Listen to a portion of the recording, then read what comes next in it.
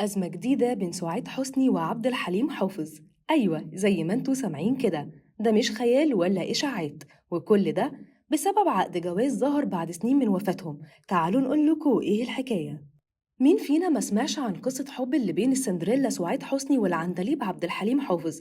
قصص وأشعار بتتقال في قصة حبهم، وإنهم كانوا أكتر اتنين لايقين على بعض، لكن بحكم النجومية اللي كان كل واحد فيهم عايشها، قصة الحب دي ما اكتملتش. ومن واحنا صغيرين بنسمع كلام بيتقال إنهم اتجوزوا في السر، اللي يقول سنتين واللي يقول تلاتة.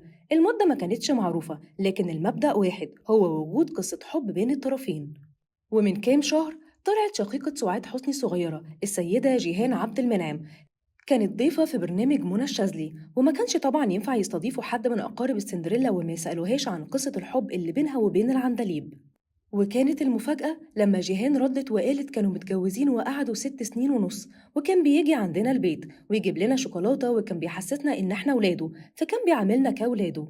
وكملت كلامها إحنا كنا معاها على طول ما عدا ساعات الشغل، لكن أي وقت تاني إحنا معاها.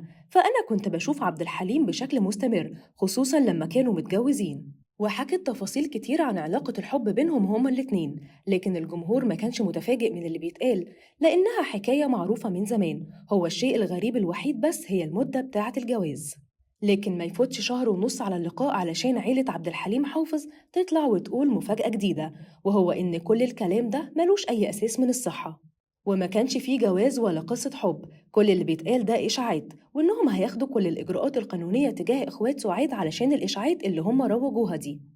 الجمهور وقف محتار بين الطرفين، خاصة يعني إنه حكاية جوازهم دي عاملة زي الفولكلور الشعبي أو التاريخ المصري، الكل عارفها وبيتناقلها. وكل القريبين منهم من نجوم الفن كانوا بيحكوا الحكاية دي، حتى المخرجين، يعني الشهود على قصة الحب دي في كل مكان مش بس إخوات سعاد.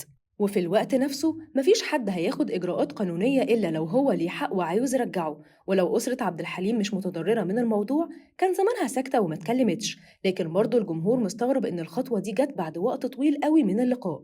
تفتكروا بقى هل فعلا قصة حب العندليب وسعاد حسني ملهاش أي أساس من الصحة؟ ومين الطرف الصادق في الموضوع؟